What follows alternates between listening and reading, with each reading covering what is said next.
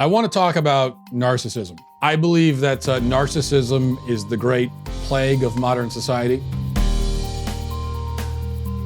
And since our society is so into narcissists and has so constructed itself around narcissism, it has also come up with many names and labels and ways of discussing narcissism to make it seem noble or brave or bold, right?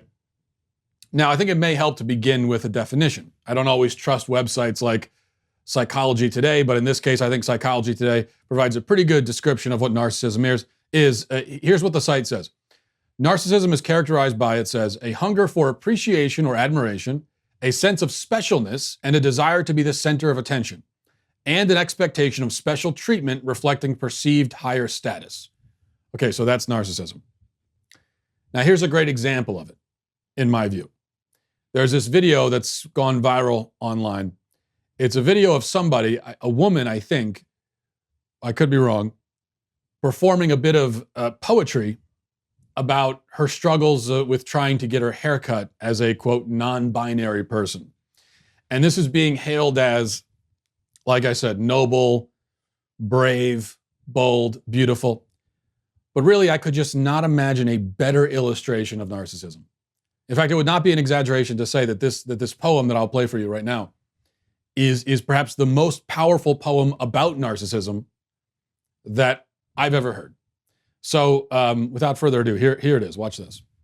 I need a haircut.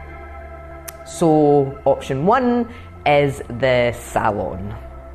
That womanly world of perfumed femininity with which I feel like I have little affinity.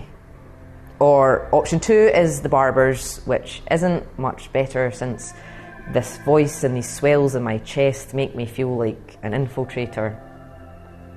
But barbers or salon when I get to the chair. Before we can even touch on my hair, there's this question which hangs there unuttered and awkward, then made all the more awkward when they say, I know this is awkward. And through the mirror they ask if I'm a boy or a girl. Am I trans? Am I gay? And I don't know what to say. Sometimes I pick my labels to make other people feel okay. But it's never enough to say where I'd like to be trimmed or shaved.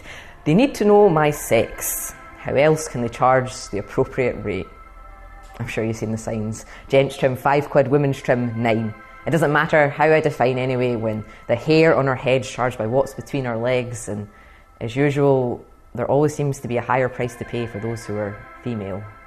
You see, what you saw there, that's not a poem about being non-binary, mostly because there's no such thing as being non-binary. That doesn't exist. That's a poem about, as I said, being a narcissist. So you saw the video, the poem, and this is the kind of thing that these days we're supposed to approach with hushed reverence and say, shh, everyone, listen. She's talking about her lived experience. This is profound and meaningful. When really almost everybody is rolling their eyes, at least internally. Maybe not externally because they think they're not allowed to. They think that's not the right, that's a terrible and bigoted reaction. It's not. It's the right reaction. Let's talk about why. First of all, this person says that her identity, as complex and fascinating and poetic as it is, just can't be described by or contained by the labels male or female. It's just, that's not enough. She needs something other than that.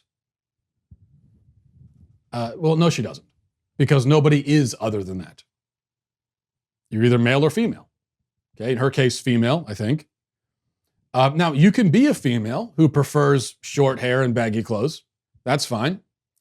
That has absolutely nothing to do with your status as male or female.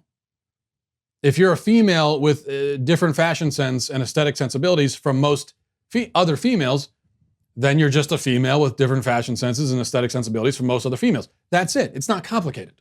We don't need a whole new category to describe you. You're still a female, just a female, and that's fine. It really is. Or you're a male, and that's fine too. Everybody is one or the other. It is indeed a binary system. That's what a binary system is, where everyone or everything in the system is one thing or another. And that's how it is for members of the human species. It is definitely a binary system. There is no third sex.